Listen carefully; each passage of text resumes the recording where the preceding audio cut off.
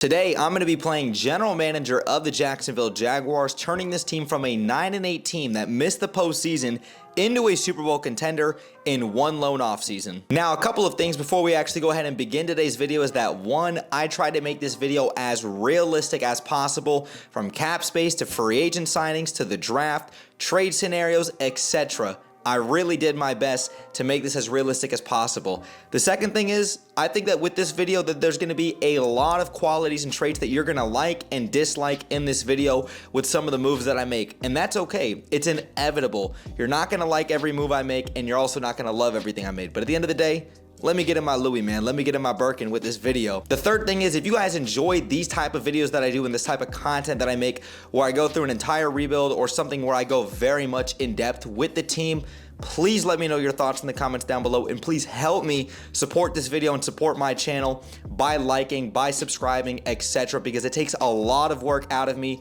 to make these type of videos, but I enjoy making these types of videos for you guys. So if you guys do enjoy it, please, like I said, let me know your thoughts in the comments down below.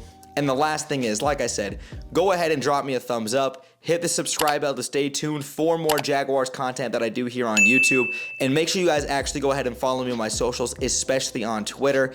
I'm very active and I'm on there every single day. The link tree will be in the description down below. But Jags fans, let's actually go ahead and make this team into a Super Bowl contender in one lone offseason. Now, today is February 7th as I record this video, but we've got a lot of important NFL offseason dates that we need to look forward to, and let's go in chronological order to make sure that we're all staying on the exact same page. February 20th, so in less than 2 weeks, teams may begin designating franchise/transition tags onto players, and it must be done by 4 p.m. Eastern on March 5th. So February 20th through March 5th, you can place the franchise tag on a player. Now, getting into March 11th through the 13th, free agency negotiations begin, and also March 13th is the beginning of the 2024 league year, which means free agency period begins at 4 p.m. Eastern, trades can begin, and teams can begin to sign their free agents. Getting into April 25th through the 27th is going to be the NFL draft that's going to be held in Detroit, Michigan. Now, getting into May 2nd is going to be the deadline for teams to exercise their 5th-year option on a first-round pick from the 2021 NFL draft, and I will just tell you guys right now, I am absolutely going to be picking up the 5th-year option on Trevor Lawrence's contract, the #1 overall pick in 2021. Now let's get into the first offseason date with the franchise tag, which is coming up in the next 2 weeks. I will not be using the franchise tag. I'm not going to be using it on a pending free agent like a Josh Allen, like a Calvin Ridley, etc. It is tempting to use it on Calvin Ridley, but that is a $20.7 million projected cap hit for a wide receiver if I use the franchise tag, and I have other money that I want to spend elsewhere on the team to try to make it better, so I'm not going to be using the franchise tag. Now that we've moved out of the franchise tag, let's actually move into free agency, and the Jaguars are looking a little bit thin on money right now, $17 million in cap space, but I'm going to make sure I up that from $17 million to $77 million in cap space so that I have more flexibility and I have more players to sign and retain this offseason. $17 million is not nearly enough, and unfortunately, I'm going to have to make some really tough cuts and some tough decisions in order to have that kind of cap flexibility. Now, let me actually go ahead and get into some of these cuts.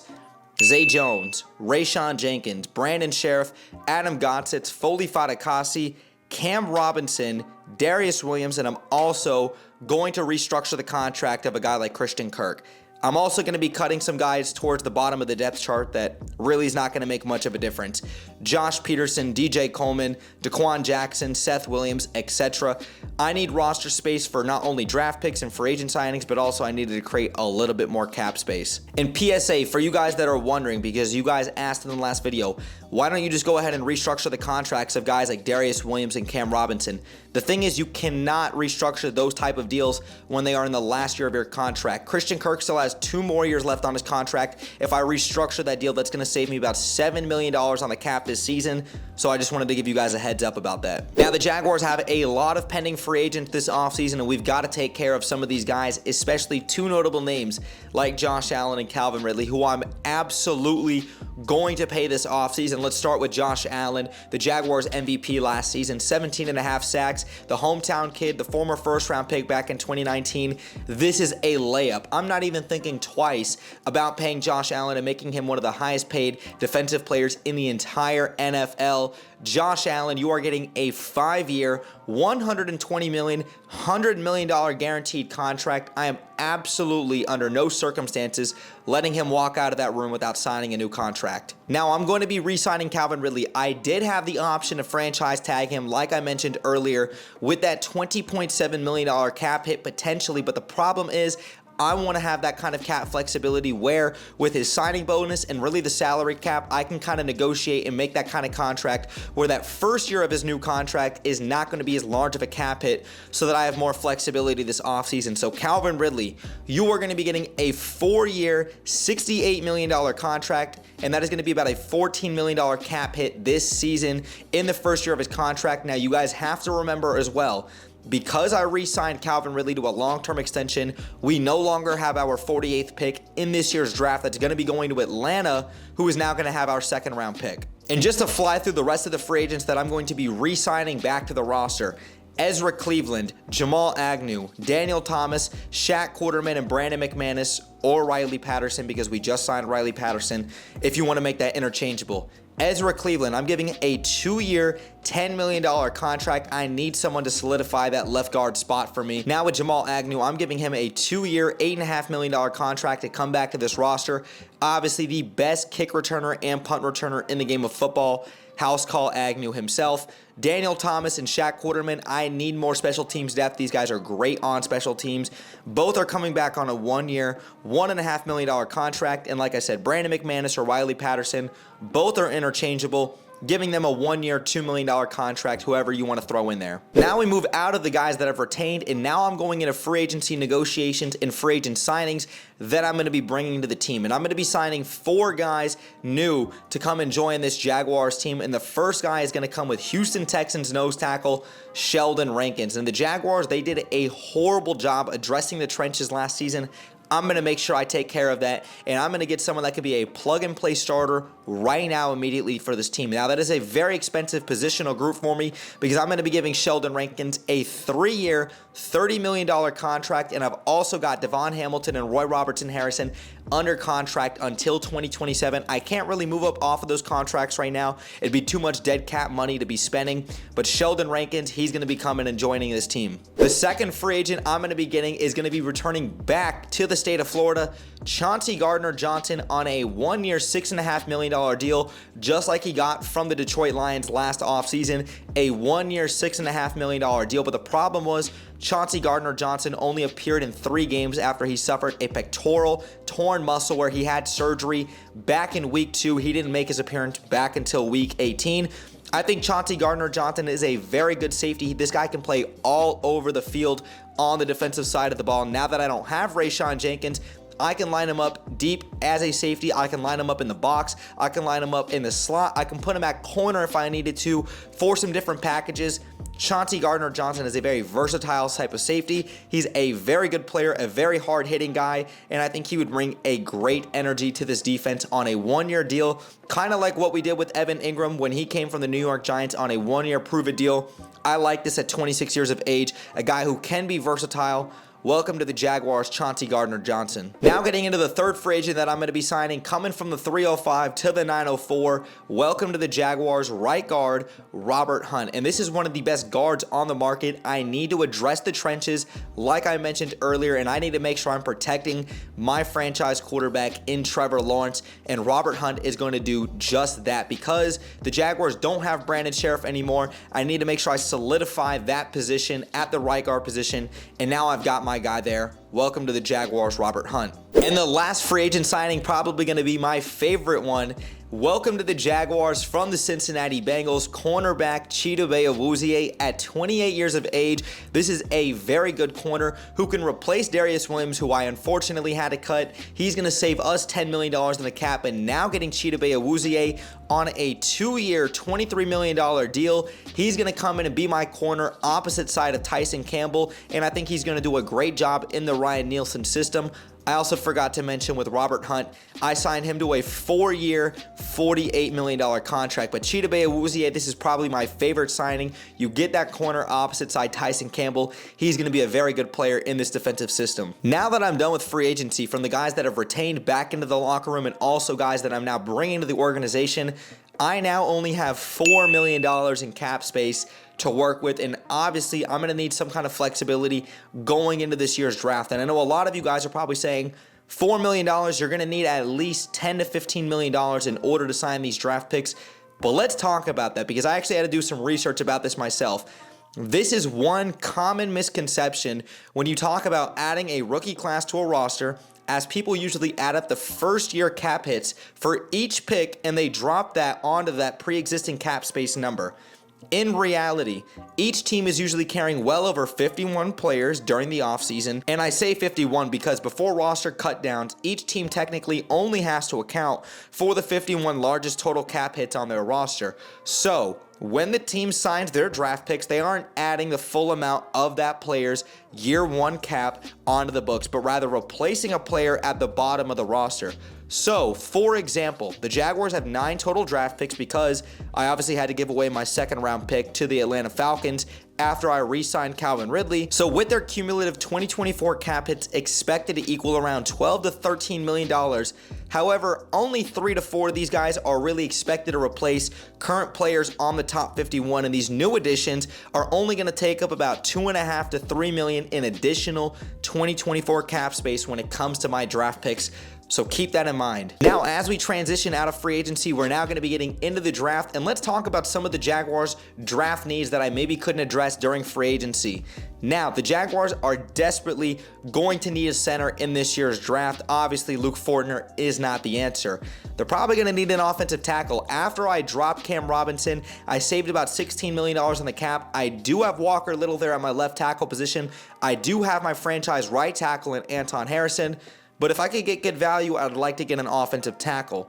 Maybe a receiver. Yes, I did lock up Calvin Ridley, and I do have Christian Kirk still there, but I cut Zay Jones. I did retain Jamal Agnew. I still have Parker Washington, but I'd like to ideally bring another wide receiver in to help build alongside some of these other guys like Ridley and Kirk. A couple other positions I would like to get potentially if there's good value there.